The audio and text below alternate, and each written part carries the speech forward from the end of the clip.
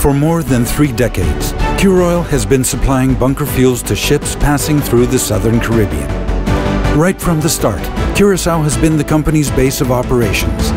This island at the junction of North and South America has always been a popular destination for ships, thanks to its deep, natural harbor, excellent facilities, and location outside the hurricane belt. Just 2 years after Curoil was founded, it expanded to the island of Bonaire. In 2013, the island of Aruba followed. This year, Curoil has broadened its horizons yet again.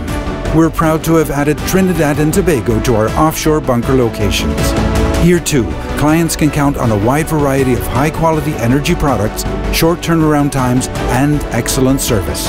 Whether it's on Curaçao, Bonaire, Aruba, or offshore Trinidad and Tobago, Curoil is eager to serve you. For more information, please contact our Commercial Affairs Department.